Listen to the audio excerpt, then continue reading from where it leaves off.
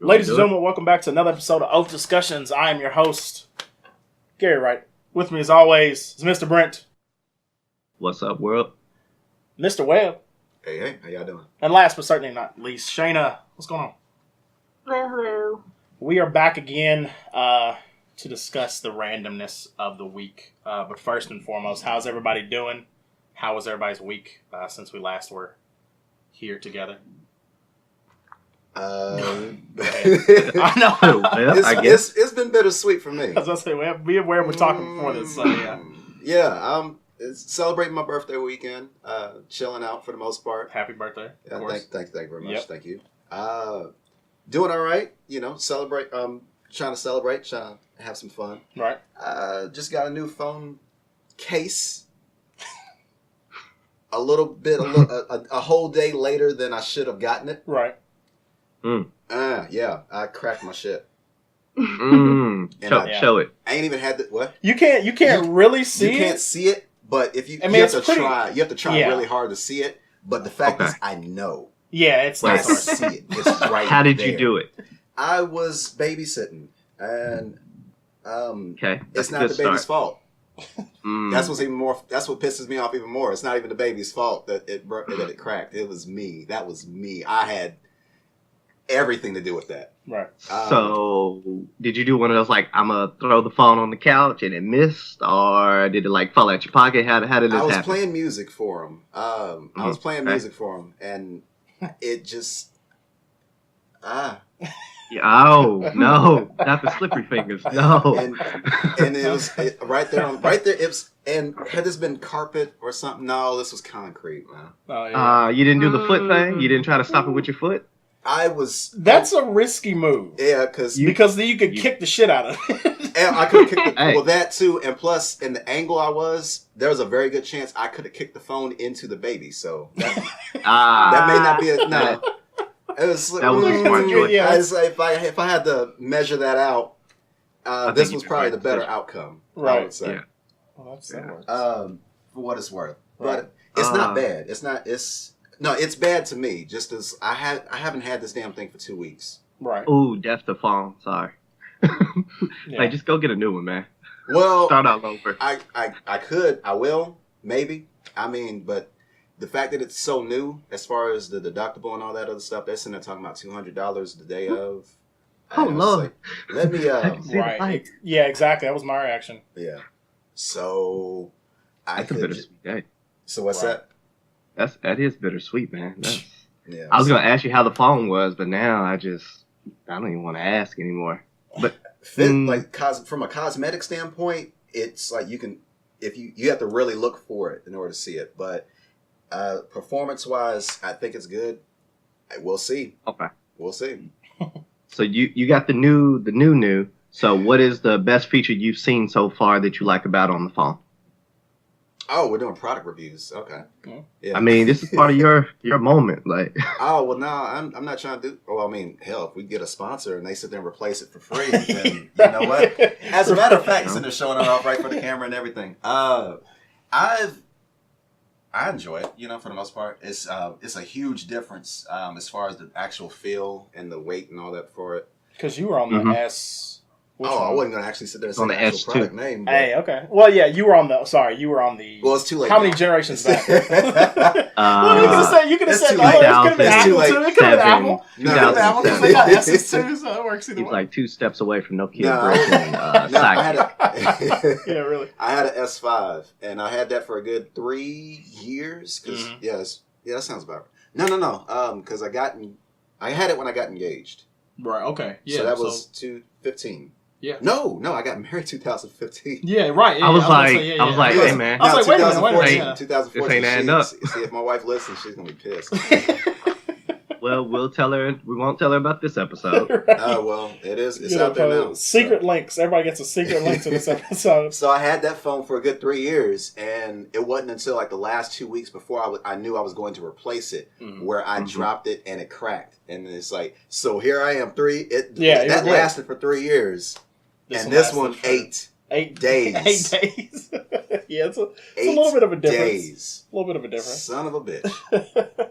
little bit of a difference. But I'm good. You know, I mean, I could have spent thousands of dollars and not gotten a phone and just had pieces of cardboard shaped like a phone.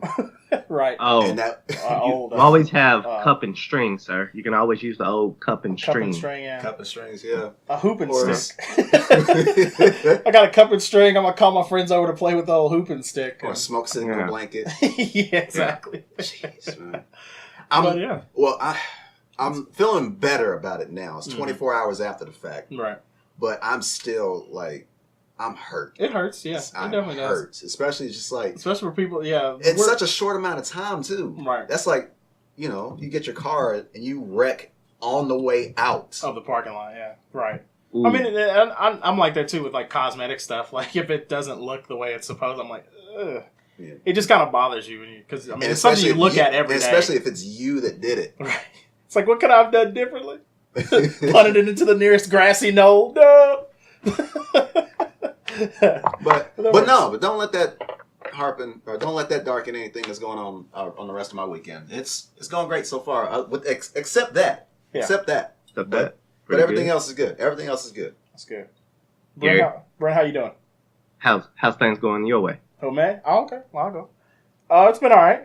Been pretty chill. Went to a going away, I guess, bar situation yesterday for a couple of our reporters are leaving the station, so we all went out, which was it was amusing. There was a lot of funny things that happened. But yeah, it was good. And other than that, just chilling, working. Same old thing. That's what's up. Yeah. Playing games, playing a bunch of shit. I feel like I'm getting overwhelmed again at that point. Because I got Mario Kart, been playing the heck out of that. Like I told y'all before, I finished Zelda. I'm going through Persona 5 right now, and I just got Mass Effect. So Mass Effect has taken over this like entire weekend for me. Gotcha. But yeah. But other than that, you know, same old thing. That's what's up. What's up? How's it going on you guys in? Shayna? Busy over here. May is a busy month for me, so I've just been doing a lot of planning and organizing and preparing. Got a lot going on, but looking forward to it. Nice. I saw the It's Gonna Be May. Oh yeah, Justin Timberlake. I was waiting post. I was waiting. It's in my queue. It's in my Twitter draft. Yeah, I'm just waiting to send it soon. Come midnight. Yeah, it's so good. Happy birthday to me. Click. Right. Yeah. The music videos. Send out the music videos. Well, that's good. Shoot. Well, Brent, how you doing? I'm good. It's been a interesting week, I would say. Nice. I don't have the bittersweet part. I found out that I won't be going to Martha's Vineyard. Oh. Yeah. Apparently it's an all girls trip. Okay. Family trip? And like the light started flickering when I said I wasn't going. Like that was a sign from God. Right. It'll be okay. Yeah. What is it? A family trip? What was it? No, it was me coming back from Puerto Rico. A flight attendant and this. Oh, okay. Yeah, a flight attendant basically invited me and another passenger out to Martha's Vineyard. Very nice. So that was the end of my crazy Puerto Rico trip. And then after that, I've just been living, dealing with some new people, interesting. Oh, I had a conversation on relationships. Basically, an older person came to me. We were having a conversation, and they were like, what's up with the, your generation doesn't do X, Y, and Z. When they were talking about, look for love or things like that, or... Oh, no. They were basically framing it up that our generation doesn't adhere to the old customs, or we're trying to basically be so defiant that we don't want to do, the things that what the older generation considers, the old social norms? Yeah, the old social norms are, make you fall in love. Okay, right. And True. I had to speak for our generation. That's always fun. Yeah.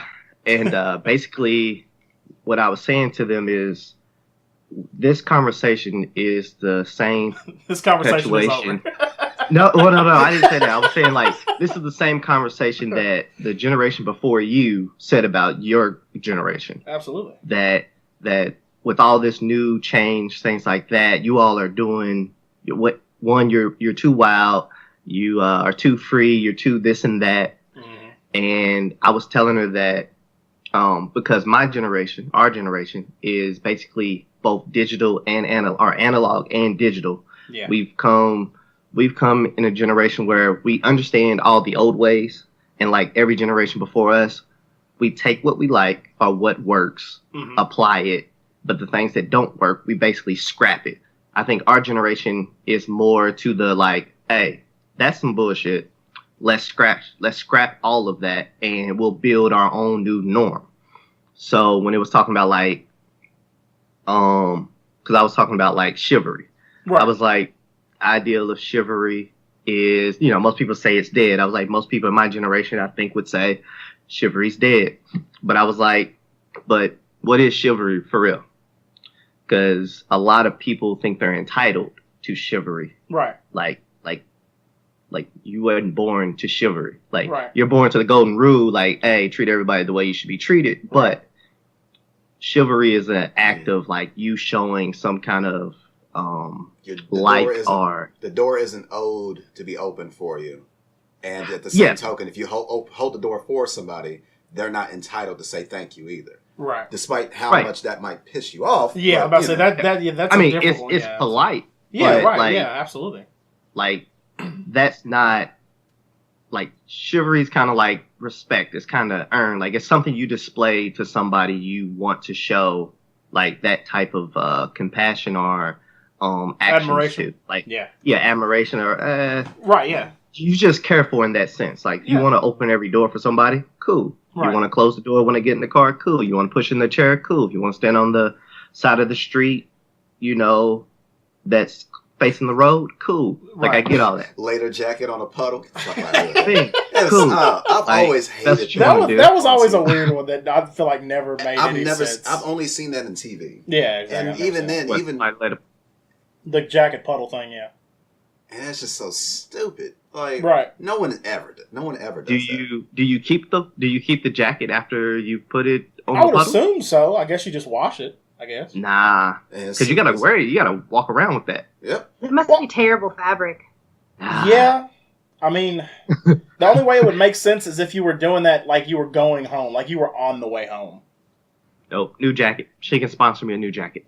Yeah, that works too. And the funny thing, if I'm laying puddles, if I lay jackets on puddles, guess what, honey? New jacket. Go ahead and Amazon that new jacket. And the funny thing was, every time you see it in movies or TV, it's always in a situation where like it could have been easily avoided. Yeah. It was never like. I mean, because the thing is, there's a fine line. The puddle has to be the size of the jacket, or the other side of it is if it's bigger than the jacket, then you got to flood. Like it doesn't make sense. You just need like the little one. Like stone in the river that you use as a foothold. Like you just need to skip across. Like that would actually be better is to find like a nice size rock. Yeah, set that in, or just carry one as you walk the street with your girl. You just carry it in a briefcase. Isn't there always an option to go around? That's what I'm saying. Like that's the problem is every time I've seen it used where you drop the jacket on the puddle's been clearly big enough to jump over or just slightly step around it. What you're forgetting is this is Mario side scrolling. This isn't. I like that. This is 2D romantic life. So I guess we're just assuming that from 1930s no around from platformer from 1930s until it was like nothing was 3-dimensional. Everything was you had to walk down the street. This is literally one step away from silent film. It's like I like that. What the hell are you talking about? That's good. So. I like the idea of everything in the 30s and earlier being side-scrolling. And then they slowly just start to devolve based on graphical prowess on time period. Which still doesn't make sense, because I've played Streets of Rage, and you can walk up and down. Yeah, exactly. You can strafe. You can strafe back down. And forward. Right. So there's no way there's no reason you should get away from a puddle. There are puddles and so this would have to be like Atari logic. Like Pitfall. Like literally pitfall. Yeah. Where you can only run straight. You can't even run backwards in that. So you can't even turn around. You got a vine that you can Really? swing on the street light. No Tarzan action. I like that better. How about that? Instead of putting the jacket down, you just carry a fucking rope and you just swing over it off the tree lamp. Indiana Jones. That works better. It looks better. It's visually more appealing. Indiana Jones. Who are you? Nathan Drake now? I make a motion that we change the jacket to a rope. Somebody second that motion. I motion walk the fuck around the puddle. Yeah. He said, I motion your ass around the puddle.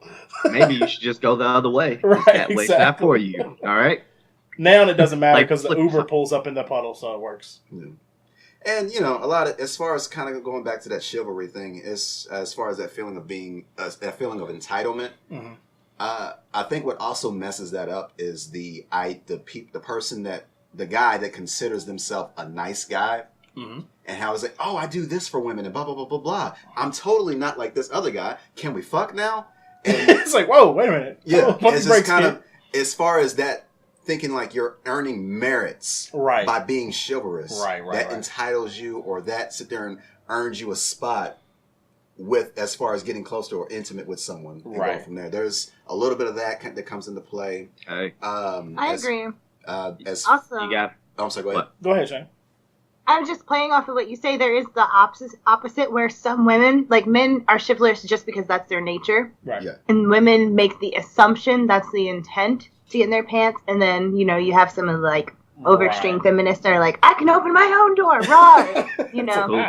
Yeah. I'd be like, yeah, there you go. Open that door. I'll walk in. That makes sense. Yeah, because you do have that, like, where if you It do can put something men like off. that and they assume that you're trying to basically come on to them, you're like, no, I'm just like, I'm trying to be polite. I was just being nice So- because I didn't want the door to slap you in the face. Like, this door is So- heavy. Like, it's a safety issue.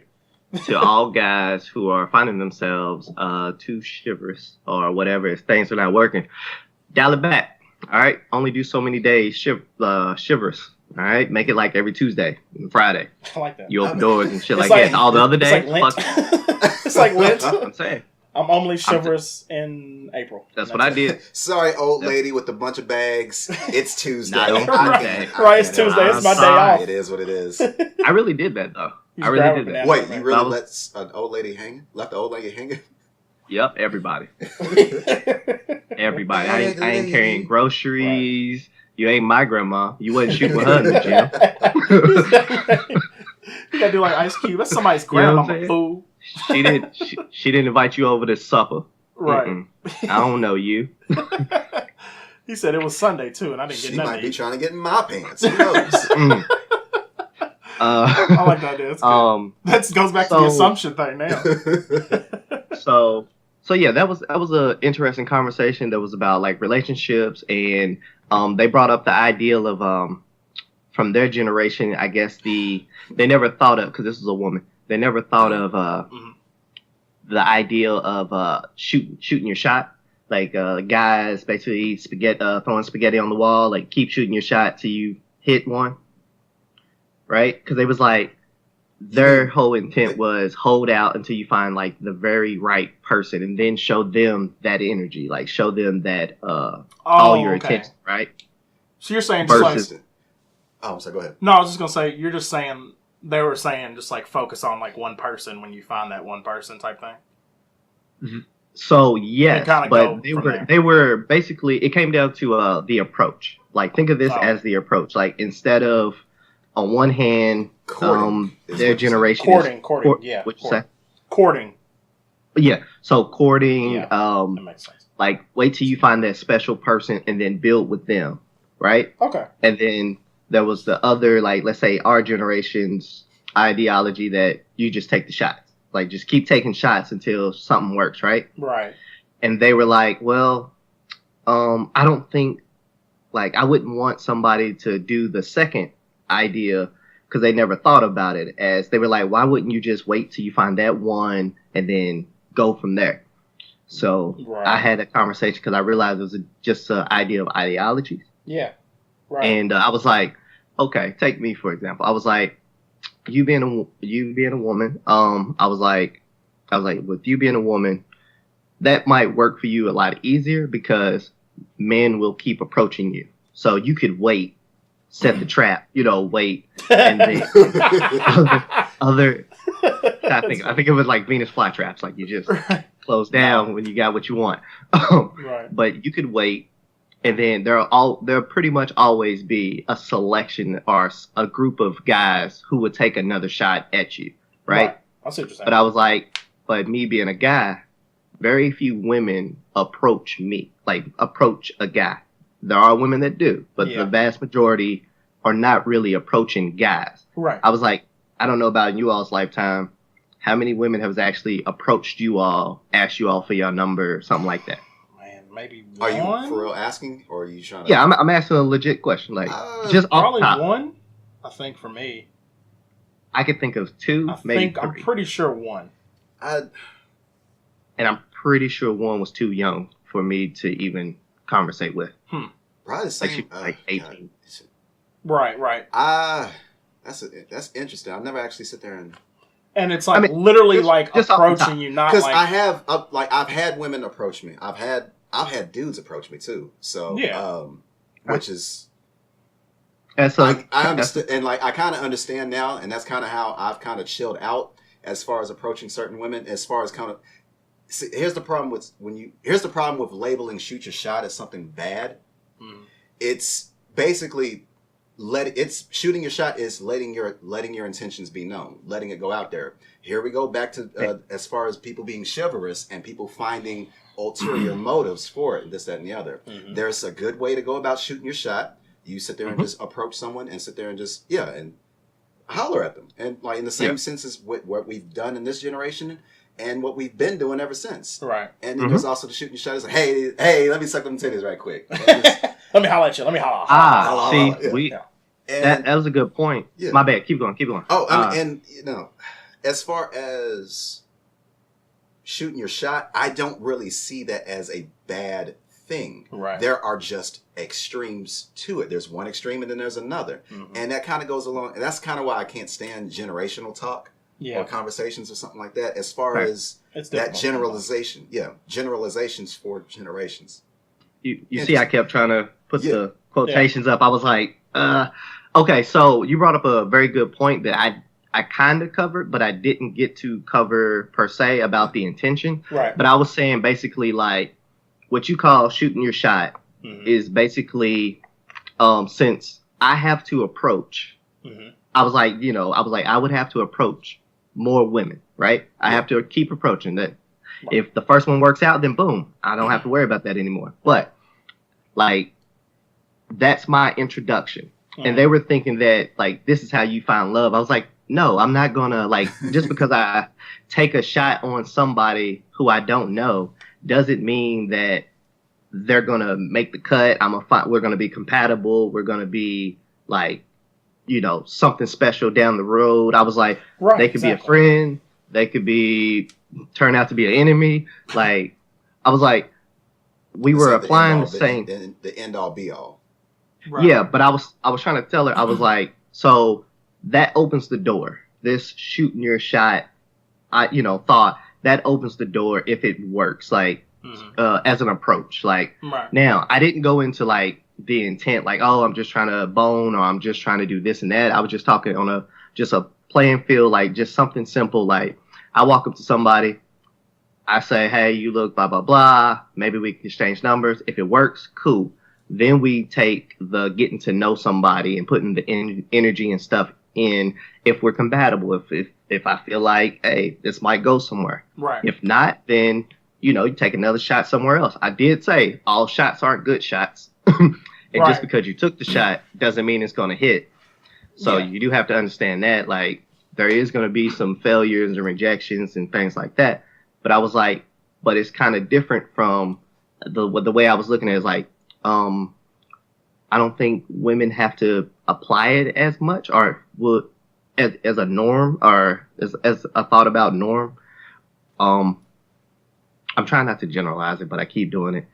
But Yeah, see, Like, here we go. I It's really, like, no, it's yeah. your generation. No, the women. It's Yeah. So it was an interesting conversation that I had to like have, and I was like, I did try to make sure I was like, but the idea of shooting the shot or just hollering at people isn't a bad notion. Right. Like, it's not a bad notion. Exactly. It can be done badly Yeah. by Definitely. the person. Yeah. You know, there's always a way to, you know, definitely be respectful about it or things like that. And there's definitely a way to respond to somebody without like giving them negative feedback without like being disrespectful about it too. Right. This ain't So it can new. kind of This shooting Right. your shot is not new. Hell, you look back on old movies and stuff like that, where it's like action movies or like some sort of martial artist or something, and you got this either some redneck at a bar trying to holler at this woman, and it's like, here, baby, just or something like that, or disco, you know, like the greasy looking dude that got like a V-neck with the hair and a gold chain and stuff like that. And Austin Powers. Just not maybe exactly. like Austin Powers, but an Austin Well, Powers that's good, type. yeah. That's in there, just like got the worst punch or A disco era gigolo, basically. And you know, this is not anything new. It's just like there's just another way of wording it. There's just another way of phrasing it and just labeling it. This is something that happens in every generation. As far as like the previous generation always has something to say about the next ones, and they're like, oh, these are idiots, or it's like these people are dumb, or blah blah blah. Every generation has a dumbass. Every generation has like some type of questionable practice, or as far as, you know, like there's a dumbass in every generation. Yeah, absolutely. And some of them just don't happen to live further enough to sit there and spread that on. Right, exactly. And you know, and it's as far as for this particular generation, it's a lot more present simply because visibility is a lot more, is such a bigger thing to do now that we have smartphones and internet, and the world is such a smaller place now, right, that you're able to see anything and everything. Yeah, exactly. True. I think that's what trips out most of the older generations. It's because the world is a big place, but it's small. Like, we're connected in every way, so we also have more options. So shooting your shot, you're going to explore all of your options before settling on just one. That's just the way our world is now. Yeah. We're going to see who we click with the best before we settle. That's just, we have too many people to choose from. We have internet, you have different types of social groups, different gatherings, workplace, sports, extracurriculars, anything. Right. So you can't just, our world is bigger, and we're braver because of it too. Yeah. Right. And also, we're not as, I'm sorry, go ahead.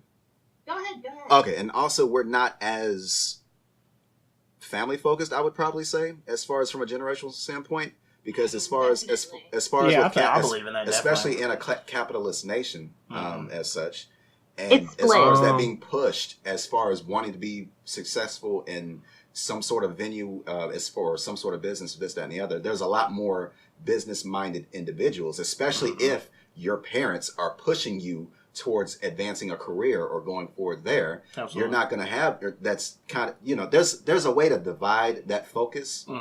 But as far as, you know, as you can tell, as far as the number of businesses that have increased or the amount of money that's going out there,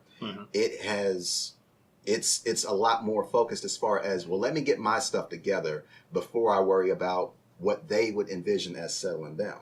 Right. That's another. I'm not saying that's the reason, but it's a factor. Yeah, I see what you're saying. Makes sense. What was you gonna say, Gary?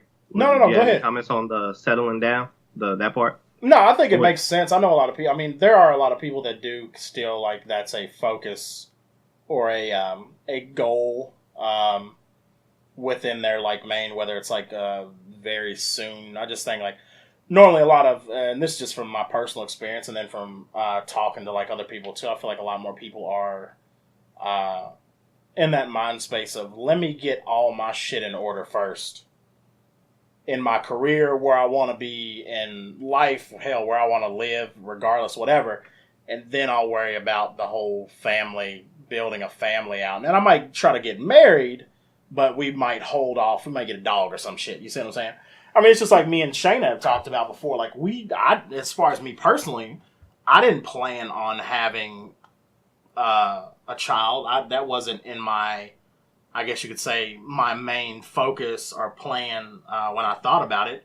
it's something that happened, and that's fine, whatever. But, like, if it hadn't happened, I probably still wouldn't have one, is the way I'm saying, basically. But I think it depends. I think there's a lot of different stuff. I think there's a lot of different factors that make a difference. But I think there are a lot more people that are kind of more geared towards, like, all right, I want to do what I want to do first as far as, like, in my career or whatever. And then we'll get to that point where where we can have a family settle down in one place. It's really interesting to see this in my industry where I work now, because basically the way it works is if you're a reporter or whatever, you work on 3-year contracts. So every 3 years, you pretty much have this potential, or most likely this opportunity, where you're going to move to a completely different state, completely different place.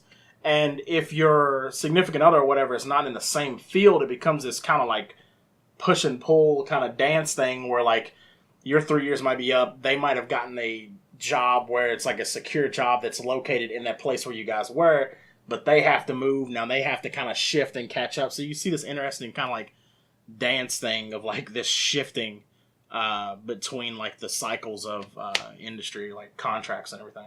Okay. But yeah, go ahead, Brent, on what you were going to say. So I'm glad I finished listening to what you said, Webb, because initially when you was like, I think we are not family as family oriented in this time. I might be paraphrasing. And immediately I was like, I don't know, because because we can't speak for every generation. I mean, well, yeah, but I was thinking that like I don't see us as not being like family oriented, but I do think there's been a shift of what we call family now. Like, I think who we include as like true family, like instead of it just being like your mom, dad, brothers, siblings, whatever, your siblings. Yeah. I think now throughout the years it's become more of a norm, like your friends. Like, your friends may be more family than actual blood. Right. And relatives. Yeah, things like that. Like, who you really sharing your time with, showing up, investing that time, like, that you would consider like family time. Like, we have Friendsgivings now. Yeah. You know what I'm saying? Right. I mean, it's one thing to call it Friendsgiving, but you might as well say this is a Thanksgiving, like, families coming in town, all of us friends, and we're sharing this moments together. Yeah. So I immediately when you said that, I was like, I don't know, but I think it's just shifted what we consider, what I guess the image of family has now become broader.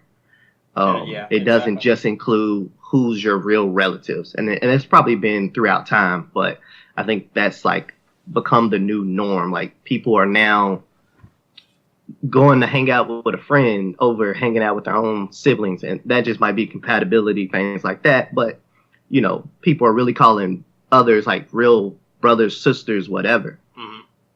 Mm-hmm. You hit another topic and I literally forgot. Like, you hit something good and I was like, I wanted to comment on it, but it was perfect. So I'm just gonna leave it alone. Yeah, okay. I was blurting too. So you want me to transition? Because with this world being so big, mm-hmm. and YouTube has become a gift and a curse for companies, for sure. Videos, things they put out. Yeah. And I was wondering, have you all got a chance to see the Shea Moisture commercial? Because we got 2 commercials to talk about, the Shea Moisture and the outrage that has come of it. Yeah. I just want to know, just open the floor up, what was your thoughts? All right, and here we go, back to outrage culture. Yeah. As far as here it is, with a name like Shea Moisture, who do you think that appeals to? Or who do you think that would appeal to? I think shea butter, so then I think black people. Or people of color. Okay.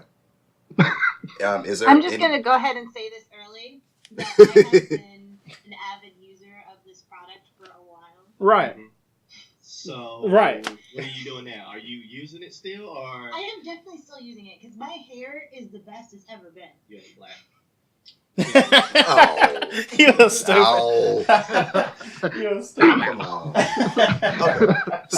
So with that name, with a name like Shea Moisture, and as Shayna just gave an example of, people that use the product, you would think it appeals more to a black audience or or any type of ethnic or person of color type of environment or demographic. Pardon me, is what I meant to say. So with Shea Moisture, their commercial, there was a lot of outrage involving the commercials using two white women prominently throughout that commercial, as opposed to showcasing who brought them to the dance, basically. Okay. Right. And so there was an outrage over that. And then they started showing, and then there was pictures. It's like, oh, here's the media people that were responsible for the commercial. Oh, here's the CEO of Shea Moisture. Look at all these white people. So what do they know about us? In that instance, thoughts, concerns, comments on this. I'm trying to think of the best way to put it. It seems like that a lot of times what you see, I mean, with outrage culture or anything where a company tries to comment or put in their 2 cents or do something that is geared towards a certain demographic, usually it seems like that's when people kind of have the initial, I guess you could quote unquote, lashing out. Is that they see something that's like, this is for this demographic. If you were in a board meeting for whatever, Shea Moisturizer or whatever, it's like we have this product we've seen over the years. This is our demographic. This is the people that love this product and use it. Let's make an advertisement campaign that is, of course, geared towards our loyal, whatever, user base, people who use this product. Let's make this. We'll do this advertisement, blah, blah, whatever. And then everybody sees it.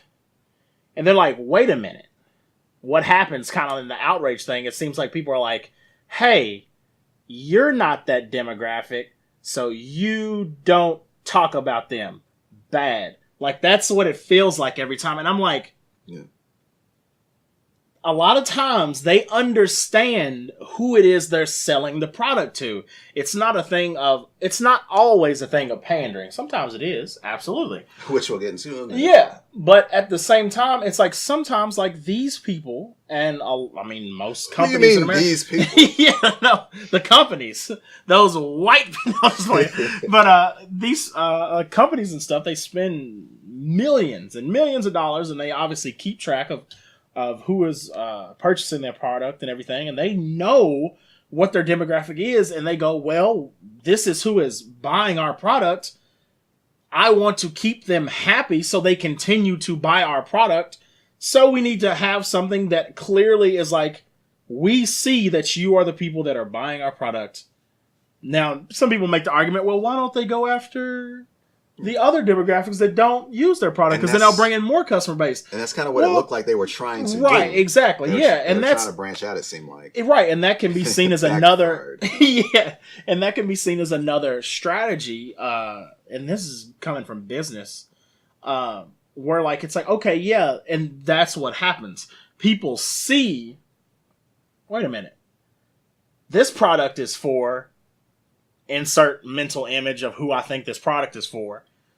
This commercial doesn't have insert image of who I think this product is for. So something's wrong. Something's bad. Something's racist. Somebody's racist somewhere. Oh God, And somebody's just running back and forth in front of their keyboard, and then they just start typing. Like that Kermit meme where he's just like fucking typing.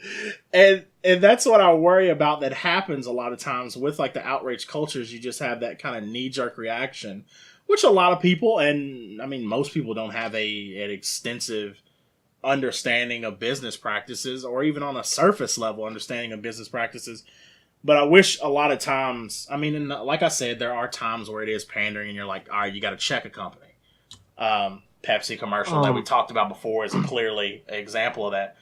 But at the same time, I wish people would take that extra step sometimes to step back, look at it, and kind of be like, okay, something feels off to me about this, but I think I see what they were trying to do, so let me make sure I'm not jumping to conclusions. Yeah. And of course, on the internet, that's fucking asking a lot. But Oh. yeah, that's kind of the way I'm thinking about it. Yeah. And much like the Pepsi debacle, this was definitely a misstep. Point blank period. Right. It was a mistake as far as the way they went about processing the commercial or giving out, or the way the commercial was. Displaying their message. Displaying the message, Yeah. pardon me. Yeah, thank you. No, yeah. This was a misstep that was reacted to way more aggressively than I feel like it should have. Now, granted, as far as black women and different products and this, that, and the other, this is a potentially billion-dollar industry as far as hair care. Period. Right. Absolutely. Black women alone was projected somewhere between $500 to $600 million alone, as far as in this industry. Was as that far annually?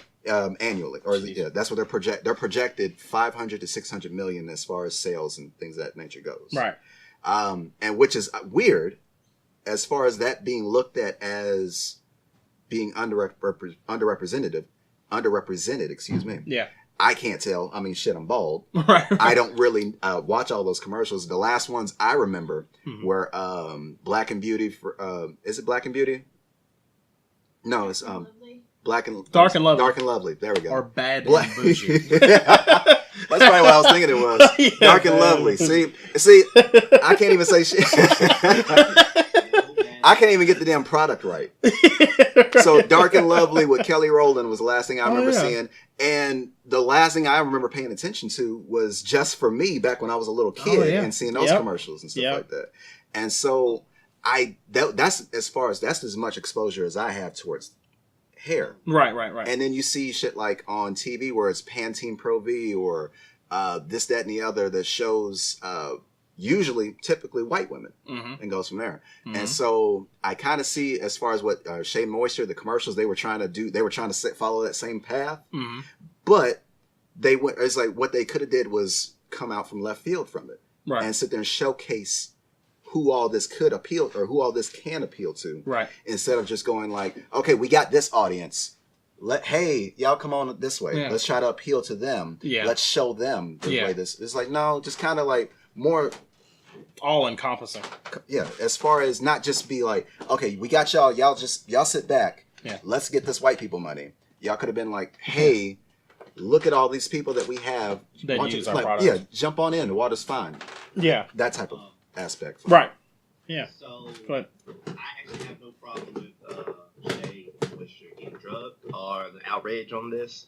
I think it's a combination of a knee-jerk reaction to a slippery slope.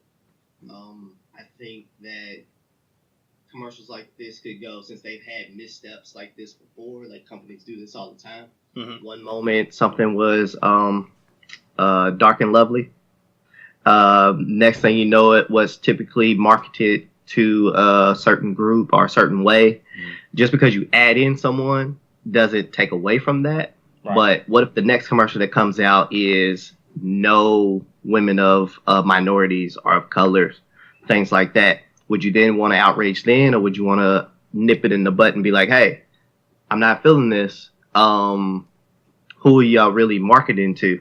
I think Dove has probably done one of the best commercials where they included, like, when they was doing like the Dove for women, where they had like women, bigger women or plus size women for like all the races or, groups, things like that. And that was kind of their commercial. I think it can be done. I think that it has to be done in a very, it has to be done in the right way. But I'm okay with them being drugged on this. But then, as you alluded to earlier, we have Pantene Pro V commercial, which I don't remember the last time, the Pantene Gold series. I don't remember the last time I watched a Pantene commercial, but I remember a white woman with like black hair. That's about it. And it was kind of interesting to see that apparently it's either just this line, or at least they're running commercials that is, most people will say this is probably one of the blackest commercials I've seen, like in a respectful and tasteful way, in a sense. even though I didn't like some of the haircuts, but that's just preference. Right. So what was your thoughts when y'all seen this? Because I was Okay. actually surprised. Back up.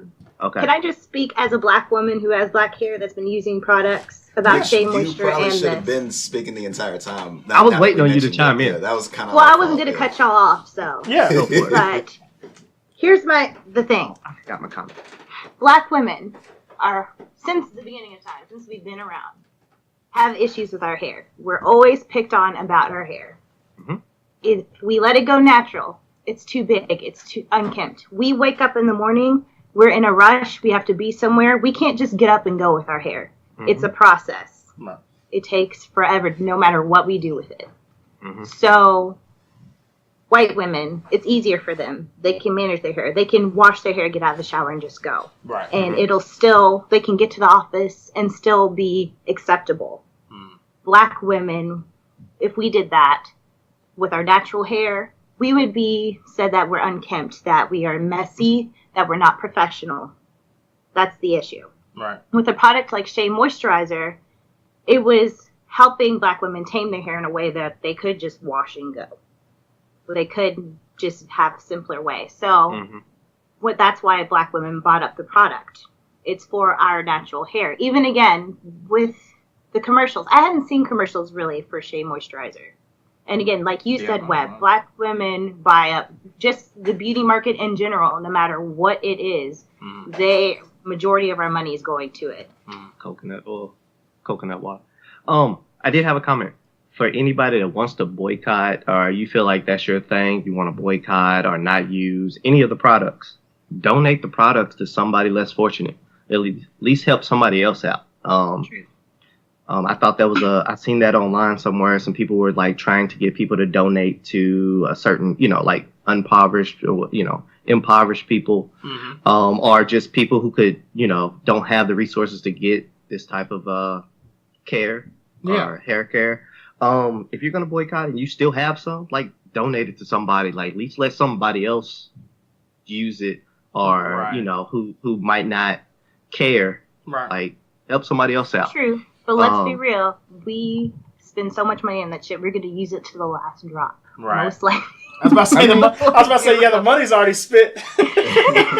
Look, I'm just saying, for those who's I like that though. Yeah, I like that. I mean, instead of you stocking up now, hoarding all the Shea Moisture, just because you bought up 10 bottles before you seen the commercial and all that, like, give it to somebody. If you're gonna switch products, buy other products, do whatever. However you use your money is you. That's your buying power. Exactly. You know what I'm saying? Speak and that's like, to what works for you. And it's like we've said in the past, like always, if you have something if you have an issue with a product, speak with your wallet.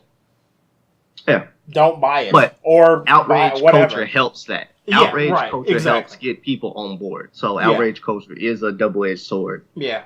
By itself in nature. Right. But do y'all have any thoughts on back to what I was saying? Yeah. I wasn't finished. Yeah. Okay. I'll just walk out. No, but the thing about the Shea Moisture that I think probably frustrated the black women the most, not only it's not just the presence of white women, but you have them talking about their hair journey. They don't have, yes, we all have issues and flaws that we don't like about ourselves, but you don't have a hair journey. You don't spend so much money in half your lifetime trying to find products so that Jeff in office doesn't look at you and say, hey, your hair's so poofy today because it's raining. Right. You know what I mean? Yeah. This is the shit that we deal with.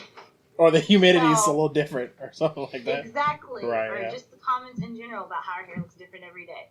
So that was the issue with Shea Moisture. It's just don't talk about a hair journey and then ignoring the people that have been buying your product the whole time. Now with Pantene, they've had products in the past, and before we had our Shea Moisturizers and our Pinky Curly and all these new products that we have,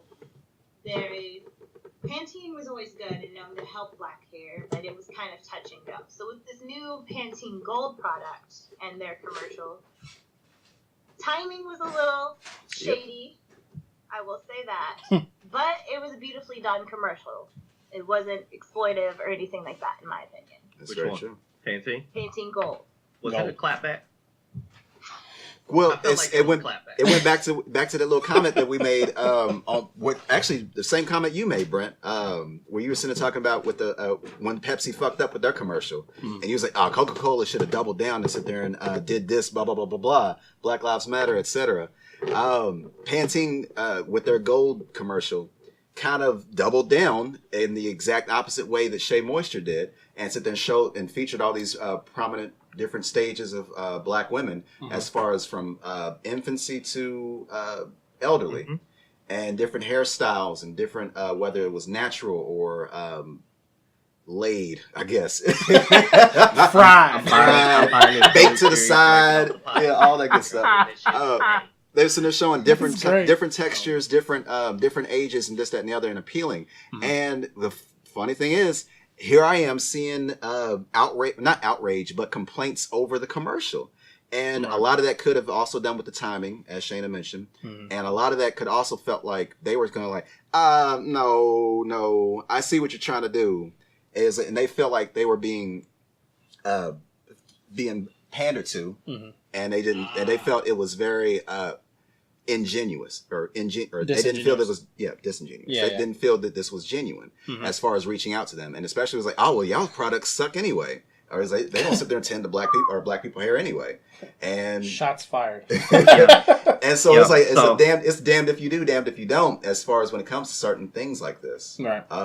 So I thought that was kind of funny, and I just wanted to bring those up as a contrast to one of another, as far as one not appealing to the base audience that that brought them to the dance, as they said, and then one sitting there trying to bring another audience in after another one sit there and shun them. Scoop and store. That's what they're trying to get, that scoop and score. Your comment actually reminded me of a meme. I just seen one. It was like, what if you woke up and you were Quicksilver? What would you do? What would be the first thing you do? And then in the comments was like, I would go the fuck back to sleep and hope I wake up as Flash. like that's what that thought brought to me. That's so messed up. That's funny. Right. That's hilarious. Well, which Quicksilver? Are we talking Quicksilver in the comics, or are we talking about the one in the movie? Then. Yeah, that one actually is. I'm content. I mean, hell, I can get plenty done. Yeah. Right. Yeah, I'll be fine. I can manage. I like that. That was just you ungrateful bastard. Another one was like, you're Superman. You wake up as Superman. What would you do next? It was like, go back to sleep and hope I wake up. Pray to God I wake up as Batman. Fuck out of here. That was extremely unrealistic, but extremely funny. What? Yeah, I know. It's like, wait a minute. You do realize what the heck? Okay. I wouldn't do shit good if I was Superman for that. Like, not a goddamn thing. Well, with that said, anybody else have any last comments on the Pantene or anything? Nah.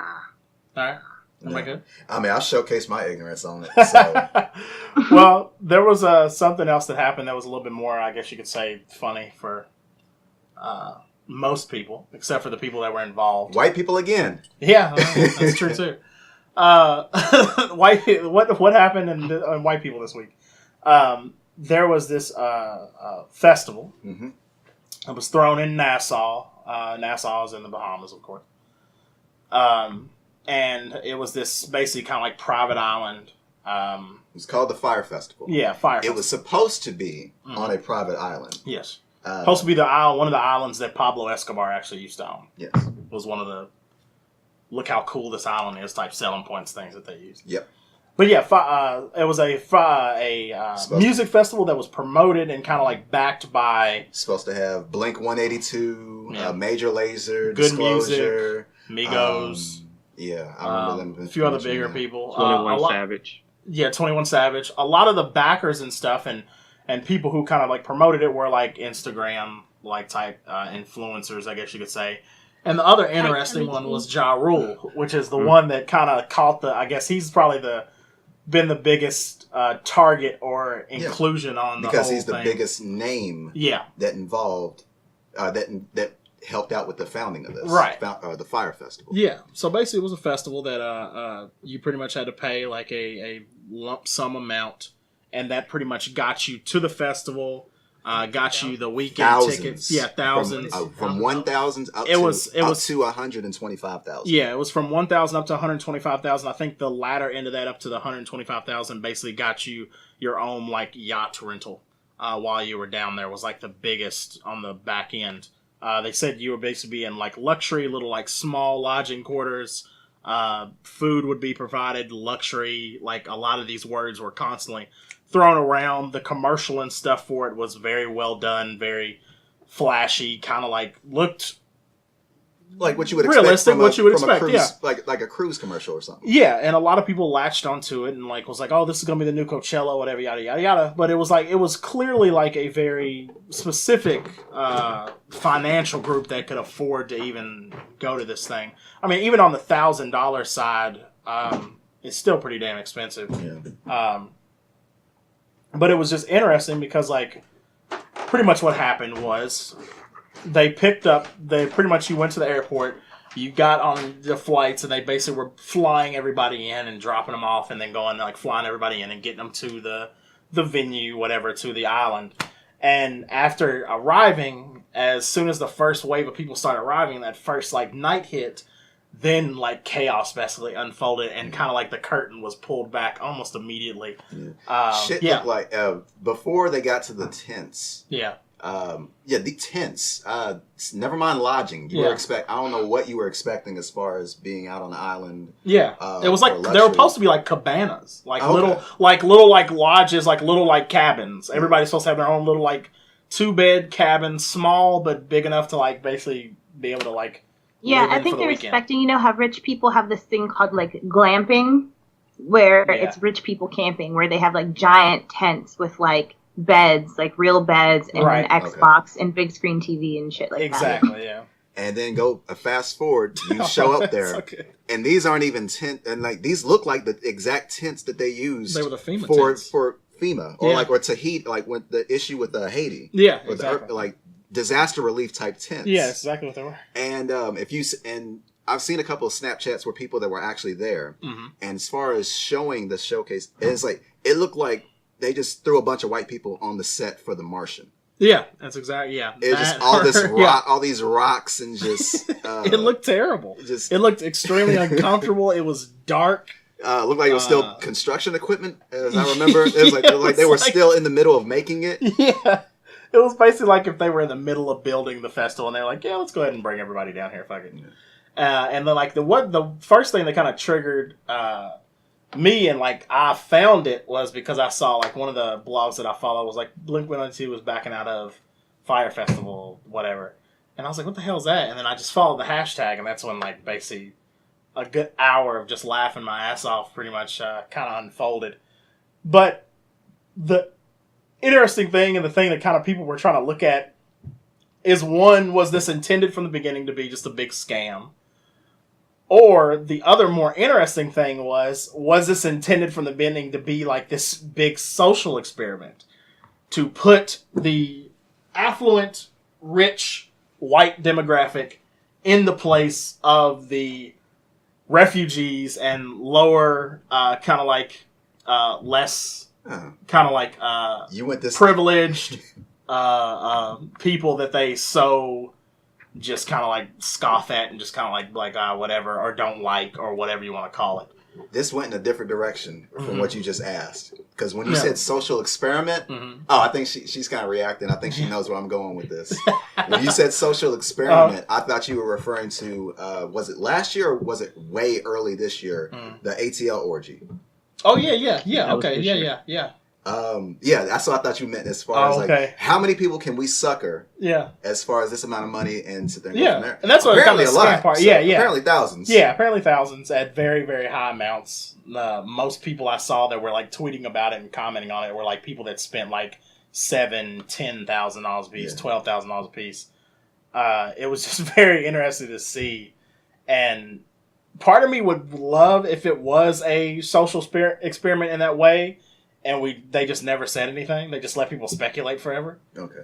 But it seems like it was kind of like a scam. Because I saw some articles where there was a couple reporters that did interviews with the company that like really like spearheaded the whole thing. The And organizer. he said he kind of like felt like from the jump that something's off about this. Like, this doesn't feel like it's going to come to fruition. But the funny thing, too, is like normally when you see something like this where like a scam or something like this happens, or something like this where somebody has ill intentions and then everybody gets screwed out of money, normally they don't make it to the point where they're at the thing that they're getting scammed for buying into.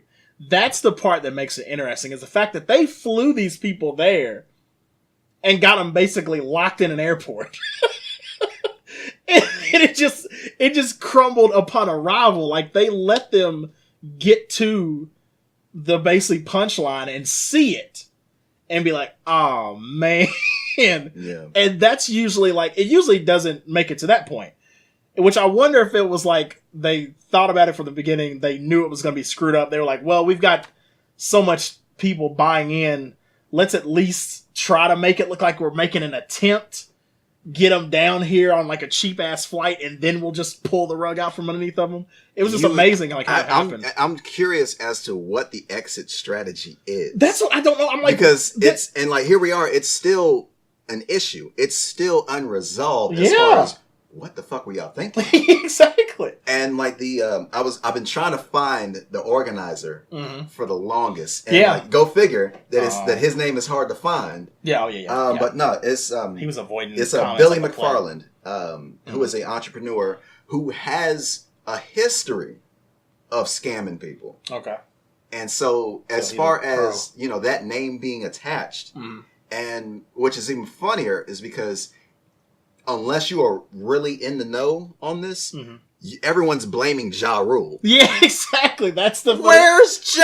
Yeah, that was the best thing. That's what's so messed up about it. And it's somebody it's like Ja Rule. He was basically here. He is as the fall guy. Yeah. On this matter. Yep. And that's so messed up. That's so and even then, maybe that was the exit strategy. Is that everything? Blame Ja Rule. We'll let Ja Rule kind of be the face of it. He was like Snapchatting from it and like putting out Instagram videos like, oh yeah, a few days until it starts.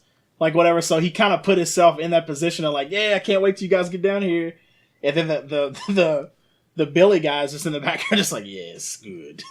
he's just packing money into a briefcase and sneaking out the back door. But yeah, I mean, it has to. He's putting it in bags that actually had a little dollar sign, and then put a little bandit mask on his face while he's Groucho Marx mask, and then walks out. But yeah, I'm interested to see what you guys think about it, and what did you guys think when you first saw the hashtag and everything. But yeah, Brent, Shayna, what did you guys think? I woke up in the morning scrolling, because that's when I get on Twitter. Yeah. So I was scrolling, getting ready for work, and I see the hashtag, and I see everyone making the memes. So I'm like, what is this? So I go down the rabbit hole of trying to figure it out. And I'm sorry, I have a little bit of evil in me, and I was just laughing. Like, look at these rich kids. They got stuck on an island. Your evil laugh? Yeah, a little bit. It's very chipper. It's the happiest evil laugh ever. I was taking joy of his pain. So, but no, I was thinking about that. But at the same time, I was thinking about when, and like I was telling Gary before we started, I did a bar crawl like weeks ago, and I almost thought I was getting scammed for that because it sounded a little too good to be true, and I only paid $20 for it. But like, I couldn't find my email about it for the day I have to get my ticket, so I'm like, oh shit, I got scammed for $20. And I was pissed, and I was thinking about that feeling after I took joy in their pain. I was like, oh, that kind of sucks. Right. Especially to be in a foreign country again and stuck and not knowing what the hell's going on. So I felt bad for them. At the same time, I thought it was pretty damn funny because I don't think I would let myself go that far. I'm very skeptical anyway when I get into stuff. Right.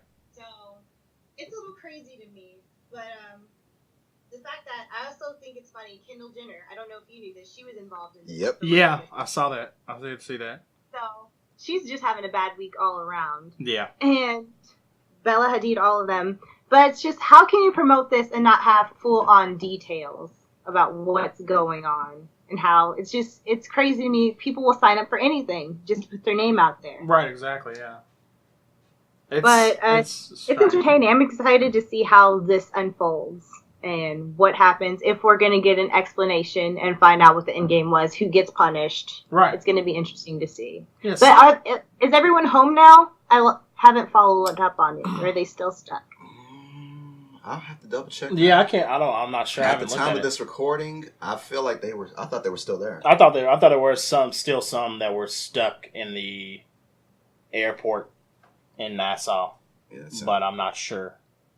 That was yeah. I mean, and that's the internet. Like you think about it, you're like, somebody has to get sued, right? Well, there. Okay, somebody's I remember there going, being like, some something. video. There is videos of people flying back. Okay, that's what forgot I about knew. that. I knew there But were not, like yeah, it's people not like getting back. not everyone is stuck. Yeah, right. But no, there's still there are people that are getting out. It's just a long-winded way of going about doing it. Right, absolutely. And I mean, Nassau, it can be kind of scary. Like when you're in town in there, the locals are a lot to handle. Yeah, right. So I can only imagine being locked in that tiny ass airport. Exactly. Not knowing what the hell to do. A lot. Black man. They were It's like it's a horror movie waiting to happen. It's like, trust me, y'all don't want to go out at this time. Yeah, we're locking you in there for a reason. See the movies about this. You know, there's going to be an indie film. You know Well, what? This could have been Touristas. No. Y'all remember that Eli Roth movie? Oh where yeah, I forgot where about that. it was like yeah. a bunch of backpackers were sitting there in the what was it, South America? Yeah. And then like they got off the trail. Yeah. And then all of a sudden they sit there and were getting hunted by the natives and this surgeon that was like harvesting organs and stuff. Yeah. It was a stupid movie, regardless. But here's the thing, though. I don't know if you saw this. I saw this earlier today. But apparently, Seth Rogen is doing a movie. Of course. Not about this. He actually, the funny thing was when he tweeted it, he was like, those Fire Festival fuckers stole our idea. We were going to announce this. And then we saw the hashtag. We was like, really, dude? Like, we're really going to do this. But they're going to do a movie, him and like all his crew are doing a movie about like, basically some people like putting on a festival, like trying to put on a festival for the first time. And it's supposed to be like a funny, like, movie. I think he's on it. Like, God, what's the dude's name from Brooklyn Nine-Nine? Andy Samberg? Yeah, Andy Samberg's involved with it. Like, it's that whole like group are all like in on it, like doing it. But yeah, he was like, really? He was like, the Fire Festival guy stole our idea. Well, this ain't the first controversy he's had to. Well, yeah. This ain't the first type of controversy he's had as far as before a movie release. Right, yeah. Because here we are with the interview. Yeah. As far as that whole debacle. yeah. Maybe we can tie this into this. Did Sausage Party have some type of outrage going for them before that movie came out? It wasn't really outrageous. Everybody was like, this movie is not for kids. Fucking run and hide. Like, don't accidentally bring your kids to this movie. Well, that's also like with... Such an uncomfortable movie. It's so uncomfortable. I think that was the point. They got their job done. That was what they were trying. I've never finished it. Oh, it's on funny, Netflix now. Yeah. Nah, I've tried. I saw twice. it in theaters. Nope. Yeah. Oh, you sound like Chirac. He's like, I tried watching it twice. Then I just jumped off something. Not But going yeah. back. Brent, did you see any of the Fire Festival stuff? Did you? Yeah, posted a link. Oh, okay. Good. Nah, It's funny. y'all covered everything. When I looked at it, I was like, man, Ja Rule, if he had a name right now, it'd be fucked up. Like, this would really fuck up his name. He had, like, a big This was name his. right now. This would have been his comeback. That's probably what he envisioned too. Yeah. They probably suckered him just as much as they suckered those kids. Probably so. Yeah. And Don't that's you think it's remarkable though that he sold this though? Like people bought it and he was the face. Yeah. I could see that because it actually But you sounds know, kind of cool. Wait, what? What? I feel bad for saying this now. What? You know how certain white folks are kind of behind Yeah. on what's hip, That's true.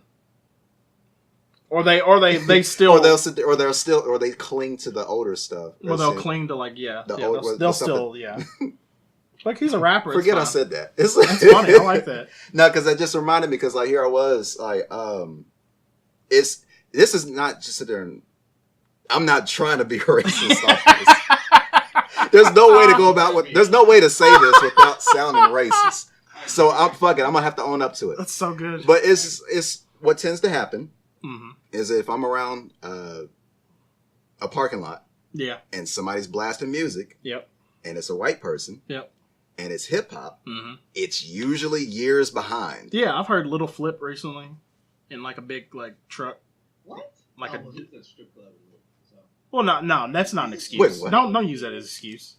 I don't understand the face you made at me. Don't use it as an excuse. No, I've heard that. I've heard like random stuff. I mean, I've heard like, what's his name? What's that dude's name? What was the Smiles and South Star. Mike Jones? Yeah, right. Yeah, Smiles and South Star.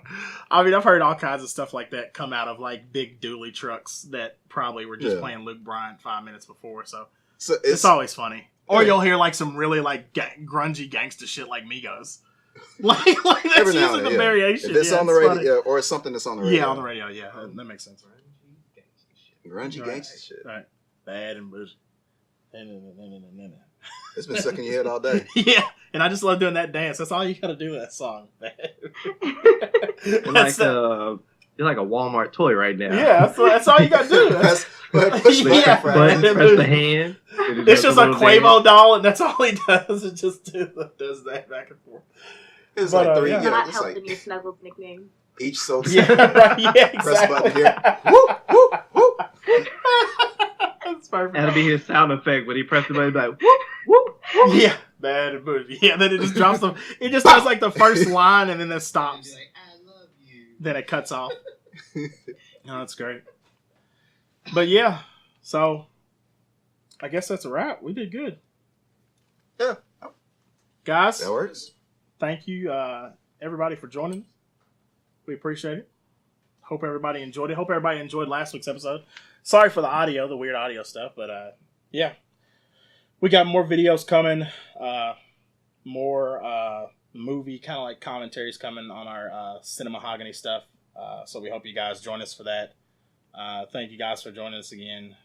We are here every week with a new episode of Oafdiscussions, the podcast. Thank you, Brent. Thank you, Shayna. We appreciate it, as always. As always, you can find us at oafdiscussions@gmail.com. You can find us at facebook.com/group/oafdiscussions. Drop us a line. Drop us a topic. At Oafdiscussions on Twitter. Go ahead and follow that. And then also at King and Kid Swift on Twitter. Web is at Web859. yeah, always messes up. Brenda's at LLCoolB22 and Shayna's at Shayna MB. Like we said, we'll be here every week giving you the random goofy shit that you love so much. Thank you guys as always. We will see you guys next time. Peace. Arrivederci. I was waiting for that. I never cut it without hearing that.